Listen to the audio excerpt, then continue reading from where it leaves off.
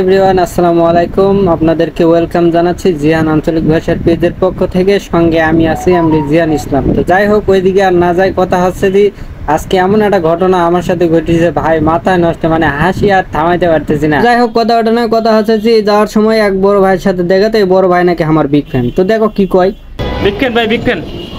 যাই হোক, ঘটনা হচ্ছে যে এমন হাসি বাড়াছে যেন হাসতে হাসতে মুই একবারে উল্টে পড়ে যাও, এই অবস্থা হয়ে গেছে। তো যাই হোক, এই যে মোর পাও দেওয়া পাশান এই জুতাটা কিন্তু আমার দোকানে যে কাজ করে আরেকজনের। তো কথা হচ্ছে যে আমার জুতা কই গেল, আপনারা তো টাইটেল আর থাম্বনেল থেকে বুঝে গেছেন। কথা হচ্ছে যে মুই হচ্ছে একদিন আগে একটা জুতা কিনেছি। জুতাটা হাজার একবারে কম দামে, মাত্র 40 টাকাতে ভ্যানতে কিনেছো, কারণ কুরবানি ঈদে বাসায় চলে যাবে, এই জন্য আর কি জুতা দামিটা কিনি নাই, যে কুরবানি পর্যন্ত গেলেই হবে। তো জুতাটা কিনলাম, ঠিক আছে। জুতাটা নিয়ে একদিন পরই আসরের নামাজ পড়ার জন্য আমি হচ্ছে রাস্তার ওই পাশে মসজিদে গেছি নামাজ পড়ার জন্য। তো যাই ঘটনাটা ওখানেই ঘটে গেছে। আমি তো অবাক, ঘটনা কি হয়েছে, জুতাটা ছুঁয়ে আস্তে করে আমি উপরে চলে গেছি। যাই অজু টজু করে, মানে ওয়াশরুম টশরুম সারে অজু টজু করে আলহামদুলিল্লাহ আল্লাহ রাস্তে নামাজ পড়লাম।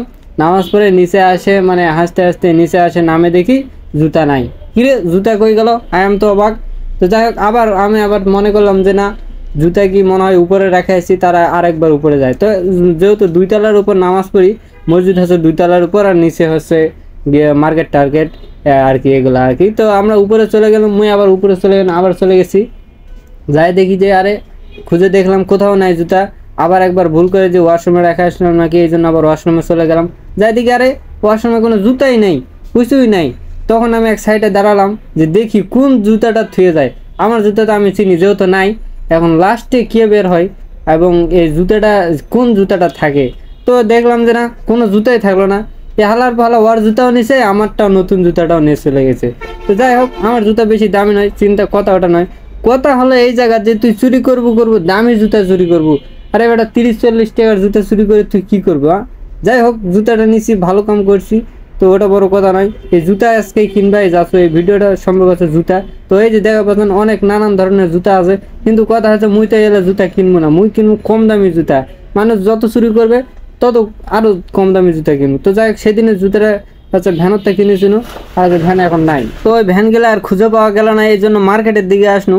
আর আমি তো খুঁজতেছি যে সব চাইতে কম দামি জুতা যেটা, এই জুতাটা কিনবো। আবার এই যে অবশেষে পাই গেছি সেই কম দামি জুতা, মাত্র জুতার নাম বালা, মাত্র 60 টাকা দাম। তো দামাদামি করে হয়তো 30-40 টাকা পড়বে আর কি। তো যাই হোক, অবশেষে 30-40 টাকা দিয়ে দাম আর ছাড়লোই না। জুতাটা অবশ্য ভালো লাগছে, তবে এই কালারের জুতাটা আমি নেবো না, আর একটু ডিজাইনের মধ্যে দেবো, দাম কম হতে পারে, ডিজাইন কম নেবো না। তো যাই হোক, এই জন্য এই জুতাটা হলো না। আবার এই জুতাটা পাওয়া একটু বড়। তো যাই হোক, জুতা নিলাম শেষে 50 টাকা দিয়ে। এই যে জুতা নিয়ে ব্যাগে করে নিয়ে চলে যাচ্ছি। আর এই জুতাটা দেখতেছেন, এটা কিন্তু আরেকজনের জুতা, পাওয়ার দিয়ে জুতা কিনতে আইছে আর কি। তো যাই হোক, ওই চুরুক কম ভাই, নেক্সট টাইম থেকে যে আমি জুতা চুরি করবি বেড়া, 30-40 টাকার জুতা তো জেনে সেনে পড়ে থাকে। এই যে আমি যেমন ভ্যানতে এনেছি মাত্র 40 টাকা দিয়ে, আজকে এটা নিলাম, এটা তুই নিছিস এই জন্য আজকে নিলাম, এটা মনে কর যে 50 টাকা দিয়ে। তো যাই হোক, এই যে 50 টাকা জুতা অবশ্যই পাওয়ার দিলাম, এই সেই জুতা। তো ব্যাপার নয়, আরও কিনবো। ধন্যবাদ।